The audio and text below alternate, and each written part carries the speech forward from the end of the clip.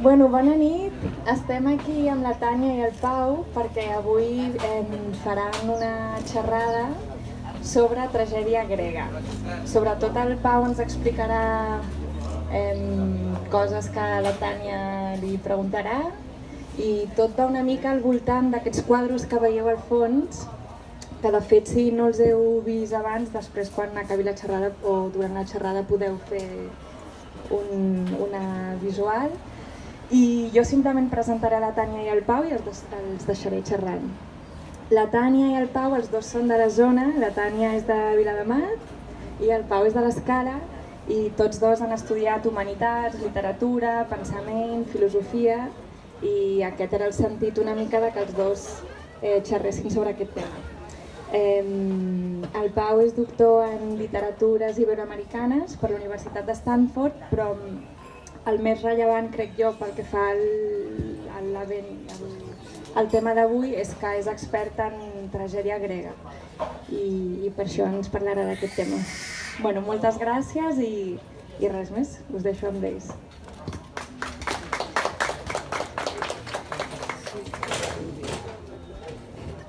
Bueno, hola Pau, què tal?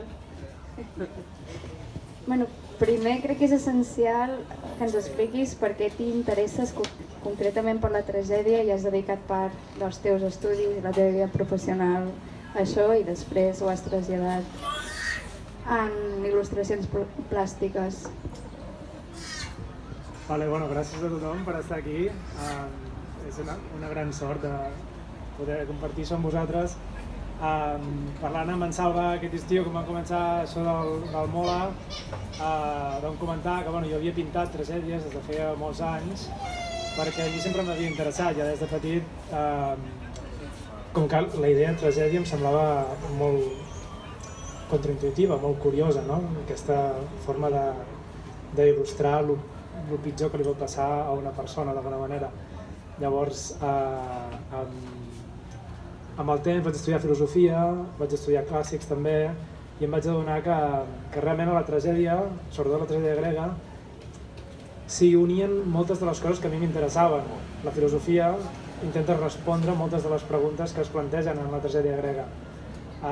La política també té una part molt important en la tragèdia grega. De fet, és al segle V abans de Crist, que és quan hi ha Pèricles, hi ha Sòcrates, hi ha molts dels grans noms que han passat a la història del món grec, estan en aquell moment a l'Atenes del segle V abans de Crist, i molts dels problemes que es veuen en aquests moments, incloses les guerres, per exemple, doncs es veuen reflectits en les tragèdies. Llavors, un altre tema que m'ha interessat sempre molt de la tragèdia és aquesta forma de representar els arquetips de l'ésser humà, no?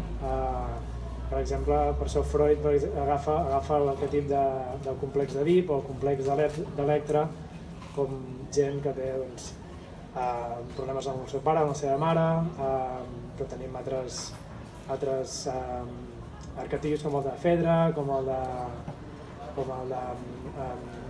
molts altres, com el d'Hipòlit, per exemple. Llavors, jo d'alguna manera vaig intentar relacionar-me amb la tragèdia grega estudiant-la a Anglaterra, vaig fer després cine, vaig fer un curt sobre una tragèdia grega, Àjax, i llavors quan me'n vaig als Estats Units doncs em vaig dedicar a pintar-les. I aquí hi ha 6 il·lustracions de les més de 70 que vaig fer, perquè les tragèdies gregues només n'hi ha 33 que s'han mantingut, i s'han mantingut sobretot les que van interessar a l'edat mitjana als monjos que volien moralitzar una mica la gent a través de la tragèdia grega. Però la tragèdia grega era un món molt divers en el qual es representaven els conflictes més grans en els que es podia trobar una persona. Llavors, més o menys aquest és el motiu pel qual jo em vaig interessar per la tragèdia grega, sobretot per aquest extrem, aquest límit, no? Bueno, abans estàvem parlant de que, per una banda, Aristòtil deia que a l'època grega va ser quan la tragèdia va assumir el màxim grau de perfecció, però també deia que una tragèdia no era perfecta, sinó que havia de representar la vida. I tu has representat partícules d'aquestes tragèdies, i la meva pregunta és com ho trasllades a lo plàstic i què és el que decideixes que és essencial i sobretot després representar-ho en formes, en formes més abstractes que han de resumir tot el que implica una tragèdia, encara que no fossin escrits molt extensos, però eren molt intensos. Perdona per la rima. Sí, de fet, ja veureu ara si les veieu, però intentava com triar els colors que se deien més als personatges. Inclús vaig fer un estudi dels colors, mirant una mica què representava cada un dels colors, i llavors aquí sí que podria parlar una mica del tòpic aquest de lo apol·lini i lo dionisíac, que és com Nietzsche defineix la tragèdia, que és com aquesta idea de lo apol·lini com lo formal, com les coses més ben definides, més arquetípiques, i lo dionisíac, que en el fons és el que representa més la tragèdia, com lo més irracional, lo més com expressiu. Llavors, d'alguna manera, aquestes il·lustracions són com una forma d'expressionisme abstracte, però quasi al revés. O sigui, jo ho deixo com fluir tot en el traç, però alhora està molt controlat, perquè jo sé exactament què vull que sigui cada forma que representa aquests personatges, que poden ser, doncs això, Edip o Filoctetes o qualsevol dels personatges de les tragèdies que il·lustro. Llavors, Aristòtil el que diu bàsicament és això, que sí, que la tragèdia representa la vida, però la representa per assaig-error. O sigui, que no és que sigui una cosa totalment predeterminada, sinó que bàsicament la vida és una cosa que es va fent i que es representa de la millor manera a través d'intentar-ho. O sigui, que no hi ha com una fórmula màgica.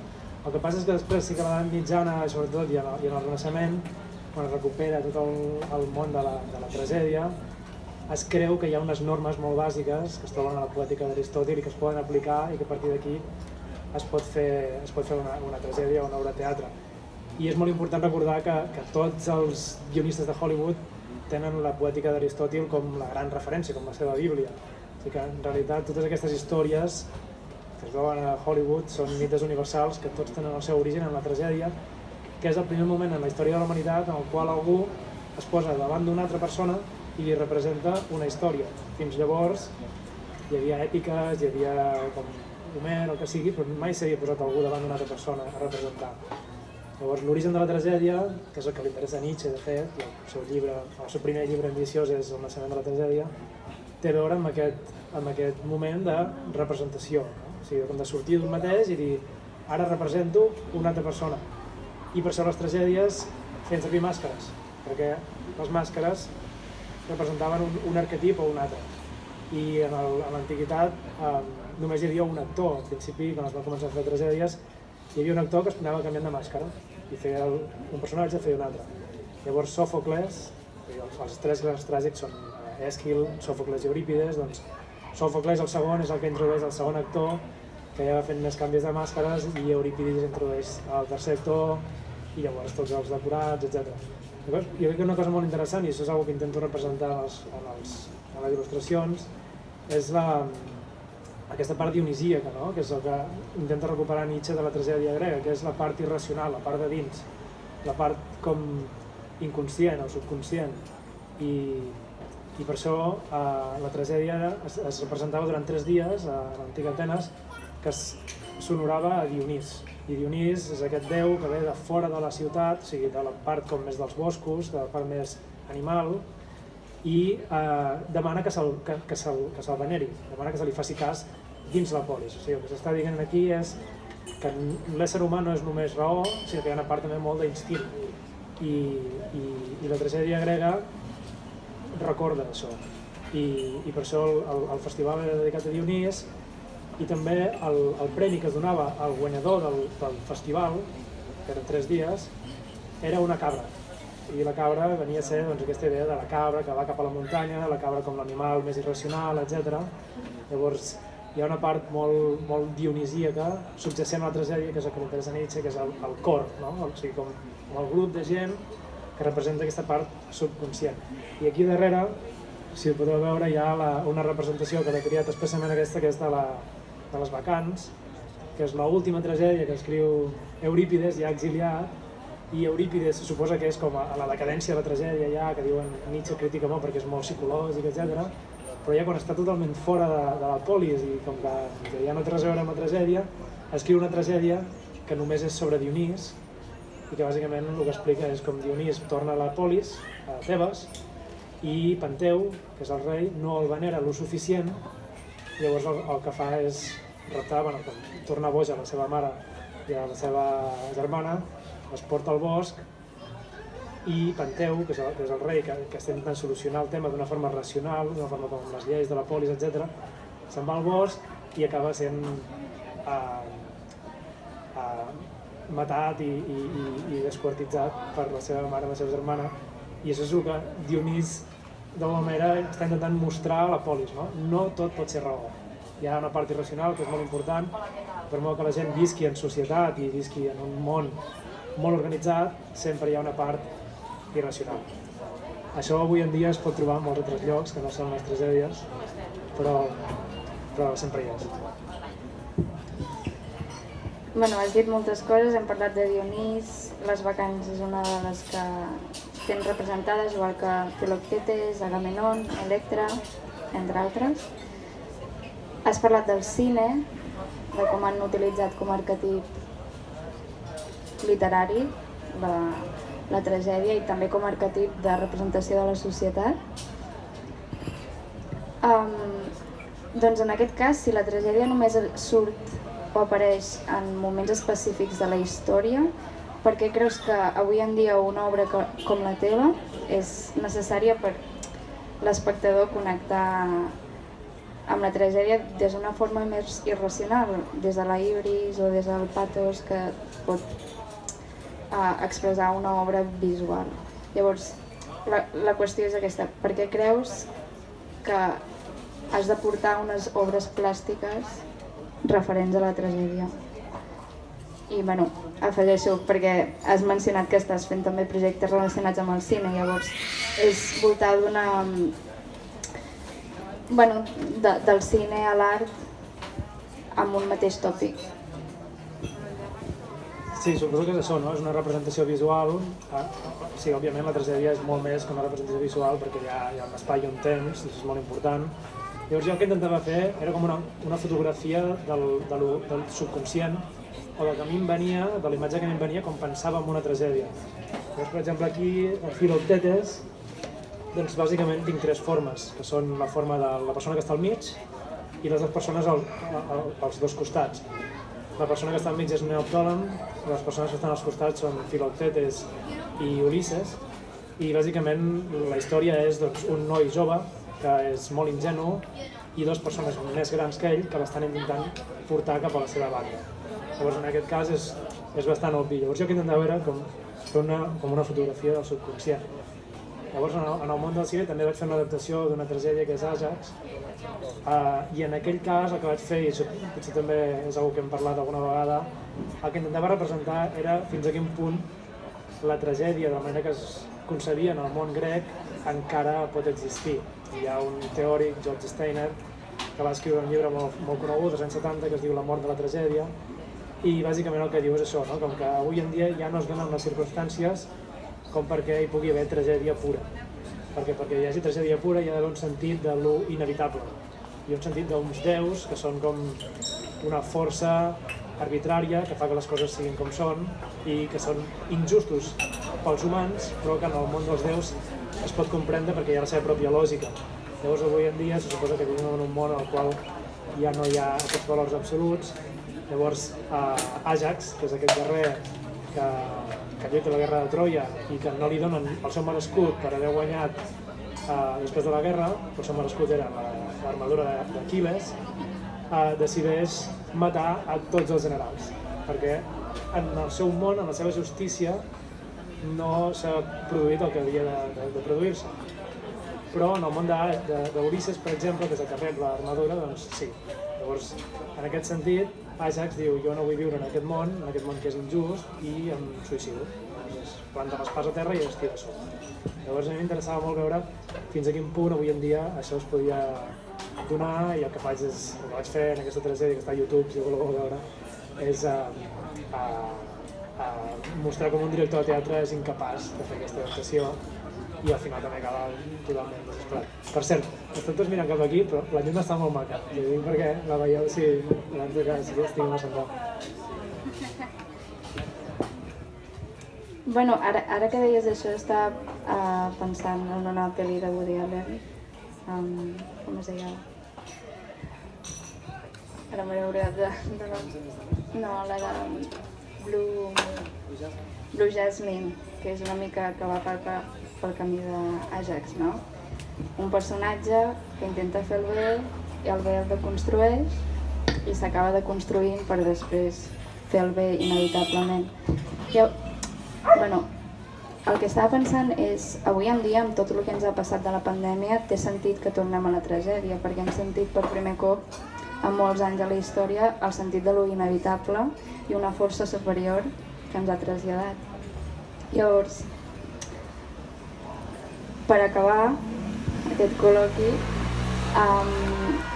com creus que es representa la tragèdia entre nosaltres a nivell més domèstic o com creus que es pot desenvolupar una nova tragèdia que no sigui purament artística o literària, però que sigui subtil, com podem veure en Woody Allen. La majoria de persones que miren les pel·lícules de Woody Allen no se n'adonen de que realment estan mirant una tragèdia inspirada en Eurípides o Sòfocles. Llavors, quina és la teva visió de futur, al final? Bueno, jo suposo que Steiner tenia raó, en certa manera. O sigui, realment la tragèdia avui en dia es troba en molt pocs llocs i és una que ha sortit només en moments molt excepcionals en la història de la humanitat. O sigui, no sempre hi ha tragèdia. Sempre hi ha comèdia, sempre hi ha melodrama, però tragèdia només hi ha hagut a l'antiga Grècia, una mica Shakespeare, una mica Calderón i una mica al segle XX amb l'òpera, però és una cosa molt excepcional i segons Steiner, i jo crec que té bastanta raó, és del més refinat que ha creat l'home, l'ésser humà. Llavors, Woody Allen, la meva tesi de màster és Woody Allen i la tragèdia grega. I sí que surt molt a Crimes and Misdemeanors i a Match Point, que són dues pel·lícules que parlen molt de lo inevitable. Crimes and Misdemeanors parla més de la religió, del judaïsme. Match Point parla de, és una referència sobretot a Dostoyevsky i en la idea aquesta de que si no hi ha bé ni mal, doncs aquí la gent pot fer el que vulgui i se'n poden sortir i el protagonista de Match Point pot matar la seva amant embarassada i continuar amb la seva vida en tranquil i aquí no passa res. Bueno, sí, no faig spoilers, però suposo que l'ha vist molta gent aquesta pel·li.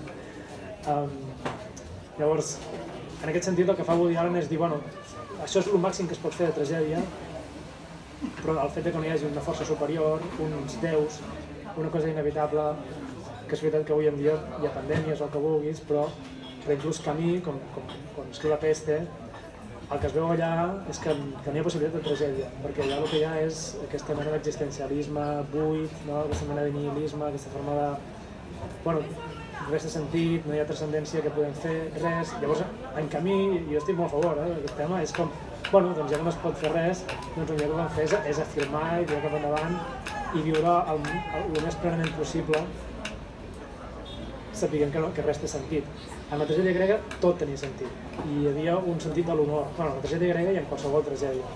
Perquè això passi hi ha d'haver uns déus, un destí inevitable, una cosa contra la que lluitar i en contra de la qual un es pot sentir digne, perquè els grans personatges de la tragèdia són molt dignes. El que fan és resistir contra aquesta arbitrarietat dels déus. Els déus són dolents, en certa manera, o bons, és igual, però són com arbitraris. Diuen, ara tu et mors, ara tu et passa això, però no s'entén per què ho fa. Llavors, els personatges tràgics, aquí per exemple Èdip seria el gran paradigma, no? O sigui, Èdip acaba matant el seu pare, aquí també faig spoilers, suposo que tots ho sabeu, i casant-se amb la seva mare i tenint fills amb la seva mare, pensant-se que ho està fent el bé.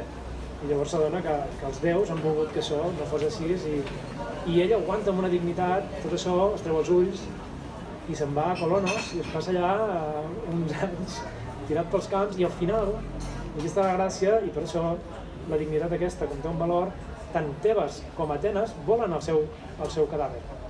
Volen quedar-se amb el seu cos i el volen enterrar perquè això els donarà una dignitat superior com a ciutat. O sigui que al final, haver aguantat tot això, totes aquestes envestides del destí, dels déus, etc. suma.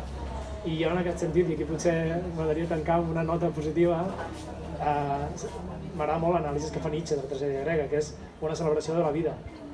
La tragèdia grega o la tragèdia en general no és algo negatiu, sí que el que passa amb les tragèdies és molt negatiu i l'únic que es veu és gent sent molt desgraciada, però l'anàlisi que fa Nietzsche és que això és una forma de mostrar que la gent, tot i passar pel dolor més extrem, continua tenint forces per viure i continua tenint forces per tenir endavant. Llavors, per mi, totes aquestes representacions, cada un d'aquests quadres, cada una d'aquestes il·lustracions, i per això són també molt colorides, és això, és una forma de dir, bueno, aquí passen coses molt negres, molt horroroses, però alhora això l'únic que fa és donar-nos més força per seguir vivint, i si la gent pot sobreviure el que sobreviu Èdip, matant el seu pare, que elimina la seva mare, etc., doncs en el nostre dia a dia, per les petites tragèdies que podem tenir o les grans tragèdies, sempre podem seguir tirant endavant i afirmant la vida d'aquesta manera que diu Nietzsche, no? Que és aquesta forma d'amor fati, d'estimar el propi destí i de sempre com a seguir endavant. Bueno, moltes gràcies, Pau. I espero que tothom passi a veure les obres que estan aquí darrere. Llavors, per resumir, hem de tornar a la tragèdia per aprendre a viure i hem de mirar la vida amb colors primaris perquè és essencial. Llavors, gràcies a tothom.